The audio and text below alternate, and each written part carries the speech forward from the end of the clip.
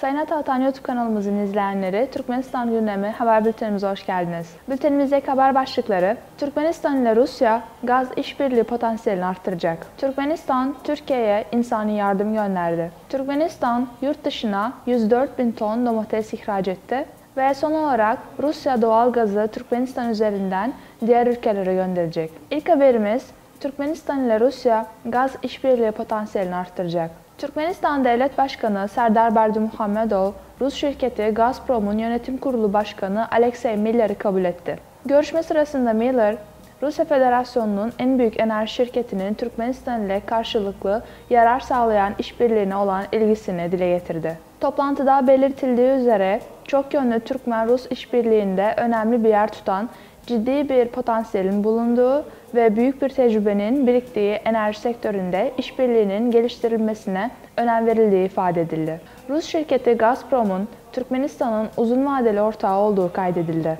Uzun yıllar süren ortak çalışma sonucunda güvene ve karşılıklı çıkarların gözetilmesine dayalı etkili bir ilişki modeli oluşturulduğu dile getirildi. Miller, Türkmen televizyon kanalına verdiği röportajda, toplantının Türkmenistan ile Gazprom arasındaki işbirliğini yakın gelecekte yeni bir düzeye aktarmak için bir fırsat sağladığını söyledi. Gazprom'un basın servisine göre Alexey Miller, Türkmenistan Halk Maslahatı Başkanı Guruanlı Berdimuhamedov ile de bir araya geldi. Gazprom'un temsilciliği 2003 yılından beri Türkmenistan'da faaliyet göstermekte. Rusya'ya Türkmenistan doğal gazının tedariki 2019 yılında yeniden başlamıştı. Gazprom şirketi, Türkmen Gaz Devlet Kurumu ile 30 Haziran 2024 tarihine kadar 5 yıllık bir sözleşme imzalamıştı.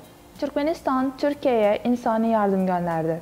Bugün Türkmenistan'ın başkenti Aşgabat'tan Türkiye'nin depremden etkilenen bölgelerine 1500 adet sıcak tutan kışlık battaniye ve 10 jeneratör gönderildi.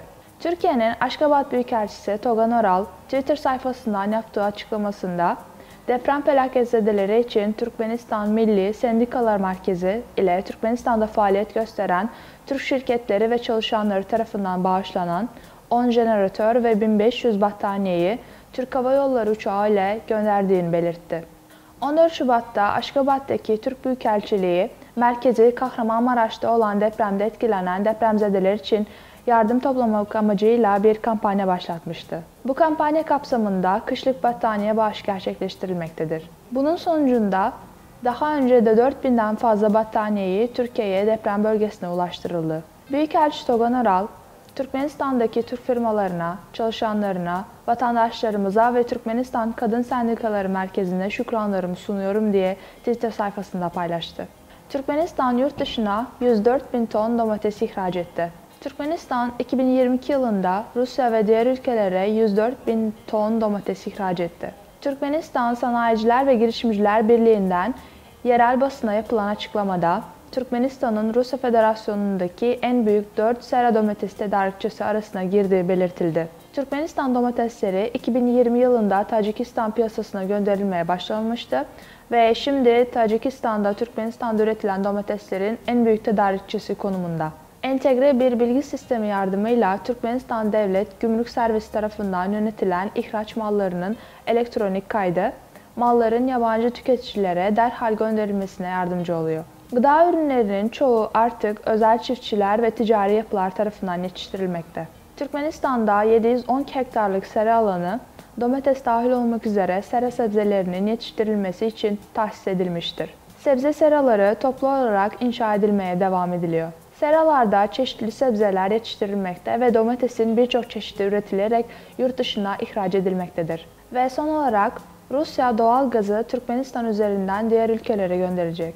İran ile Rusya, takas düzenlemesi kapsamında Rusya'nın petrol ve doğal gaz tedarikinin İran üzerinden diğer ülkelere teslimine izin verecek potansiyel bir anlaşma üzerinde görüşmelerini sürdürüyor.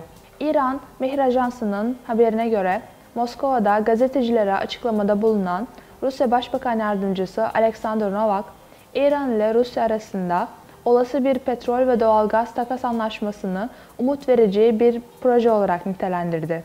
Novak, teknik olasılıklar ele alınıyor, bu yüzden bu umut verici bir proje olarak görülüyor dedi.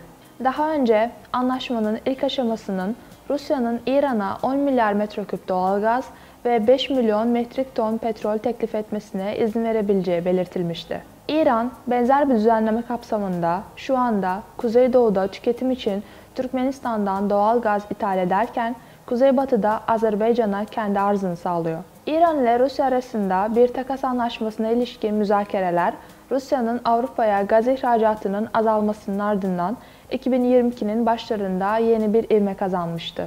Uzmanlar, Rusya ile takas düzenlemesi kapsamındaki bir seçeneğin İran'ın yoğun nüfuslu kuzeyindeki arzı arttırmak ve İran ve Türkiye'ye ihracatını arttırmak için Türkmenistan veya Azerbaycan üzerinden Rus gazını ithal etmesi olabileceğini söylüyor. Belirtildiğine göre İran ve Rusya'nın Türkmenistan boru hatları üzerinden gaz takas anlaşmasının ilk aşamasını bu yıl Mart ayına kadar uygulamaya başlayabilecekleri ileri sürüldü. Sayın Ataatan YouTube kanalımızın izleyenleri, Türkmenistan ile ilgili Türkçe haberlerimizi ataatanturkmenistan.com haber sitemizden takip edebilirsiniz. İyi günler.